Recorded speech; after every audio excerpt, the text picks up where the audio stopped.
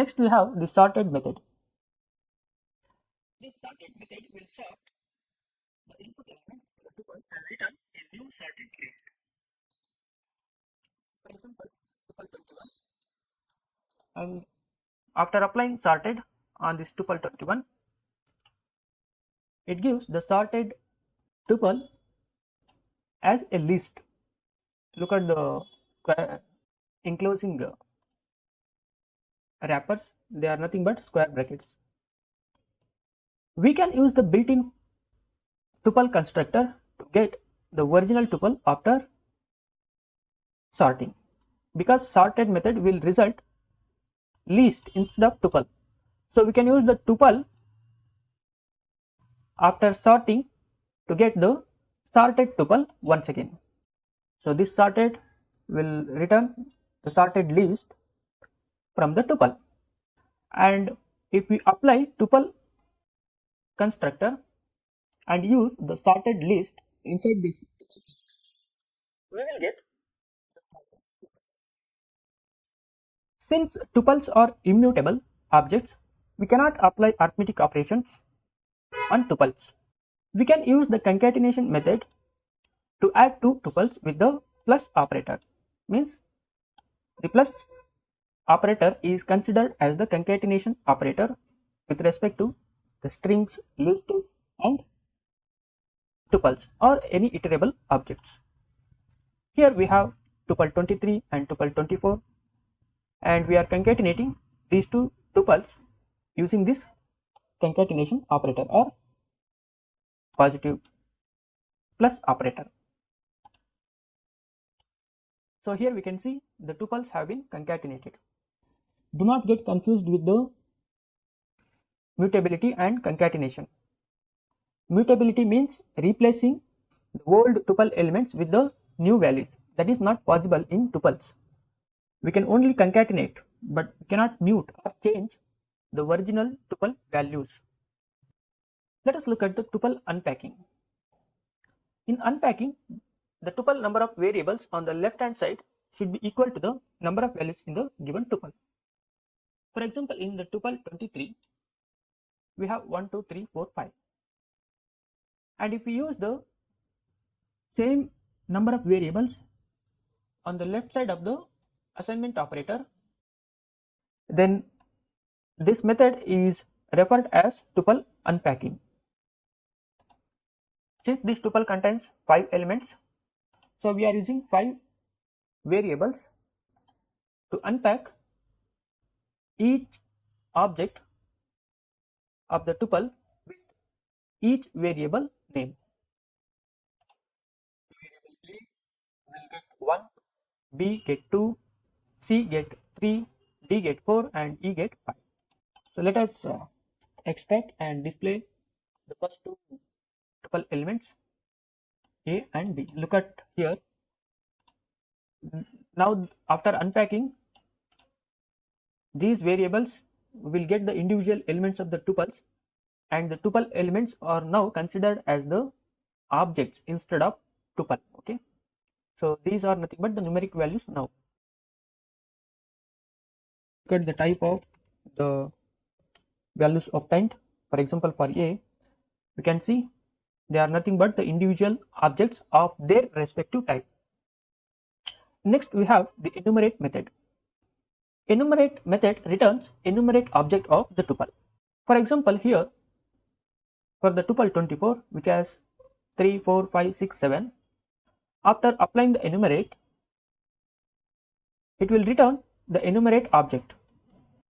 But if we apply list on this enumerated object, we will get the enumerated elements of the tuple in the form of a list. Means after enumerating, it will assign index for each variable or value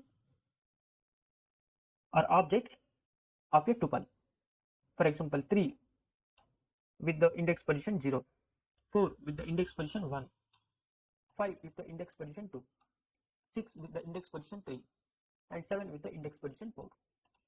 And this enumerate method optionally takes the index value By default it is set to 0.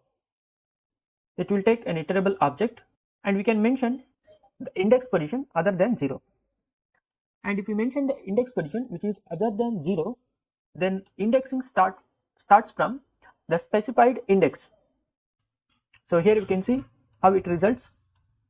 0 by default the starting index is 0 and the sequence first element for the first index and sequence second element for the second index, that is 1, and sequence third element for the third index, that is 2, because in Python the index starts from 0. So first element, second element, third element. Let us use the index position 3 and see what happens.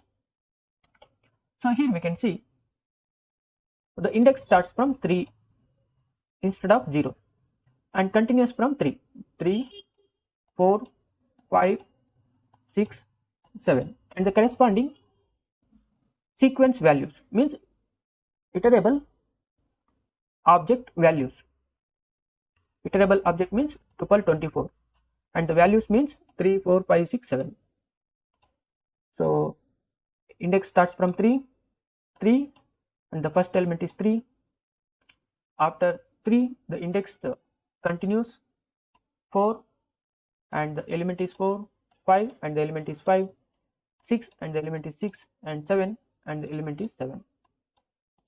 So don't get confused with the same values and same index. Let us replace this 3 by 1, 4 by something like 10 and 7 by 9. And now let us rerun this cell once again, and now we can see the index starts from 3 and the sequence element is 1. Index starts from 3 and then continues 4 and the element is 10, 5 the element is 5, 6 the element is 6, and last index from 3 to 7 and the element is 9. The index lasts for the total number of elements present inside the iterable object, that is tuple. So index will be counted and enumerate method will extract the enumerated objects and place it in an enumerate object at one specific memory location. In order to extract the enumerated object elements, means elements of the enumerated object, we need to use the list, or we can also use the for loop. Here we have used the for loop to get the enumerated objects. For example, for item in enumerate tuple 24, print the item. Item means these are the items, enumerated objects items. Item 1, item 2, item 3, item 4, item 5. Let us run this cell once again because we have changed the values of tuple 24 and see the result. So look at here, because we have not mentioned any index position, by default it starts from 0. The value at the 0th index position is 1, the value at the first index position is 10, second 5, 3 6, and the value at the fourth index position is 9. If we mention the index position, then the indexing position only changes, not the values. So indexing will start from 2 but not the values. So indexing, observe the first elements inside the enumerated objects. Index 2, index 3, 4, 5, 6, and the values remain same, 1, 10, 5, 6, 7, because we cannot change the values of the tuple. We can only change the index position. This will help in some other operations, data analysis, shift the index position from one index position to another index position and adjust the value or place the enumerated values of any tuple or list. So thanks for watching this lesson. In the next lesson we will see indexing and slicing in tuple.